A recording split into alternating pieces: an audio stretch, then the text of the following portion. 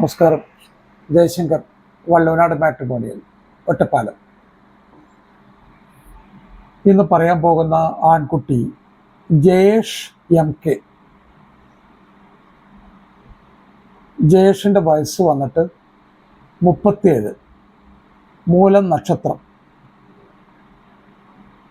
ഇദ്ദേഹത്തിൻ്റെ qualification BSc polymer chemistry, Kottakkal ആര്യവൈദ്യശാലയിൽ UD ക്ലർക്കായിട്ട് വർക്ക് ചെയ്യുന്നു. മലപ്പുറത്താണ് സെറ്റിൽ ചെയ്തിരിക്കുന്നത്. അച്ഛൻ കുട്ടിക്കൃഷ്ണൻ നായർ, അമ്മ തങ്കമണി. ഇവരെല്ലാം സെറ്റിൽ ചെയ്തിരിക്കുന്നത് മലപ്പുറത്താണ്. അപ്പോൾ നല്ല ഒരു ഫാമിലി. ഒരു സിസ്റ്റർ ഉണ്ട്. ആ സിസ്റ്റർ മാരീഡ് ആൻഡ് സെറ്റിൽഡ് ആണ്. ആ കുട്ടിക്ക് ഒരു മിഡിൽ ക്ലാസ് ഫാമിലി. നമ്മൾ പറയില്ല, ഒരു ഒതുക്കമുള്ള ഫാമിലിയാണ് എന്ന് പറയുന്ന കൂട്ടത്തിൽപ്പെട്ട് നല്ലൊരു ഒതുങ്ങിയ ഫാമിലി. ഒരിക്കൽ കൂടെ ഞാൻ ജയേഷിനെ കുറിച്ച് പറയാം. ജയേഷിൻ്റെ നാൾ വന്നിട്ട് മൂലം. ഒരു ദോഷമാണ് ജാതകത്തെ കാട്ടിയിരിക്കുന്നത്. UD ക്ലർക്കായിട്ട് കോട്ടക്കൽ ആര്യവൈദ്യശാലയിൽ വർക്ക് ചെയ്യുന്നു. BSc പോളിമർ കെമിസ്ട്രിയാണ് ആ കുട്ടിയുടെ സബ്ജക്റ്റ്. അച്ഛൻ കുട്ടിക്കൃഷ്ണൻ നായർ, അമ്മ തങ്കമണി. ഒരു സിസ്റ്റർ മാരീഡ് ആൻഡ് സെറ്റിൽഡ് ആണ്. മലപ്പുറത്താണ് ഇവർ സെറ്റിൽ ചെയ്തിരിക്കുന്നത്. ഒരു മിഡിൽ ക്ലാസ് ഫാമിലി. അദ്ദേഹത്തിൻ്റെ ഹൈറ്റ് വന്നിട്ട് 162, വെയ്റ്റ് 68. എല്ലാ വീഡിയോകളിലും പറയുന്ന അതേ കാര്യം തന്നെ വീണ്ടും ഇവിടെ ആവർത്തിക്കുകയാണ്. വീട്ടിൽ ആർക്കെങ്കിലും വിവാഹം നോക്കണമെന്ന് തീരുമാനമായി കഴിഞ്ഞാൽ തീർച്ചയായിട്ടും കുട്ടികളും രക്ഷിതാക്കളുമായിട്ട് നന്നായിട്ടൊന്ന് സംസാരിക്കണം. എന്താണ് ഈ നന്നായിട്ട് സംസാരിക്കണം എന്ന് പറഞ്ഞു കഴിഞ്ഞാൽ, എത്ര ഹൈറ്റ് വേണം, ഏത് ക്വാളിഫിക്കേഷൻ വേണം, എന്ത് ജോലി എവിടെയായിരിക്കണം, ലൊക്കേഷൻ എവിടെയായിരിക്കണം, ഇങ്ങനെയുള്ള എല്ലാ കാര്യങ്ങളും നന്നായിട്ടൊന്ന് സംസാരിച്ച് മനസ്സിലാക്കി വയ്ക്കുക. എല്ലാം നമ്മൾ ഉദ്ദേശിച്ച പോലെ കിട്ടിക്കൊള്ളണം എന്നില്ലെങ്കിൽ പോലും ഈ കാര്യങ്ങളൊക്കെ ഒന്ന് മനസ്സിലാക്കി വെക്കേണ്ടത് വളരെ അത്യാവശ്യമാണ്. രണ്ടാമത്തെ കാര്യം, കുടുംബക്ഷേത്രം അല്ലെങ്കിൽ ധർമ്മദൈവങ്ങൾ, നമ്മുടെ തറവാട്ടിലെ ധർമ്മദൈവങ്ങളെയൊക്കെ നന്നായിട്ട് പ്രാർത്ഥിക്കുക.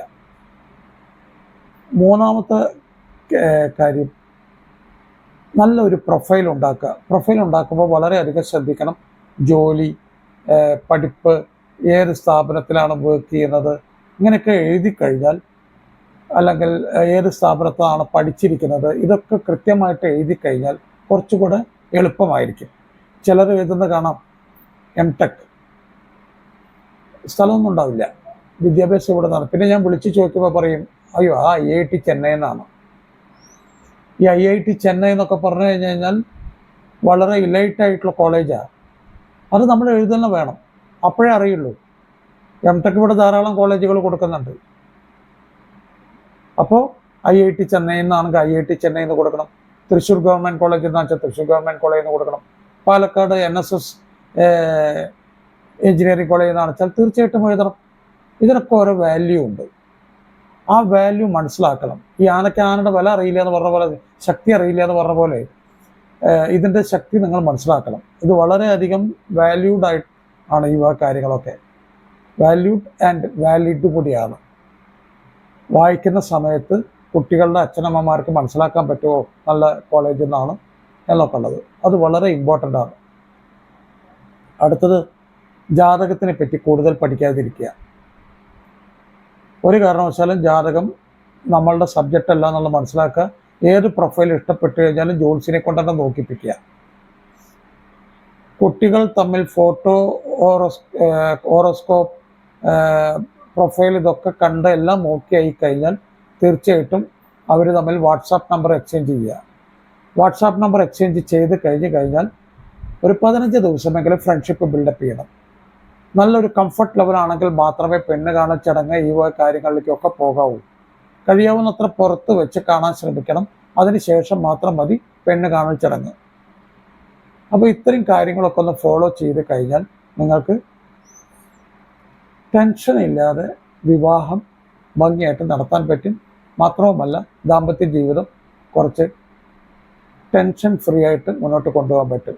അതേപോലെ പാരൻസിൻ്റെ റിട്ടയർഡ് ലൈഫും വളരെ ഭംഗിയായിട്ട് മുന്നോട്ട് പോകും. ഇത്തരം കാര്യങ്ങൾ നന്നായിട്ട് മനസ്സിലാക്കുക. എല്ലാവർക്കും മംഗളാശംസകൾ. നന്ദി, നമസ്കാരം.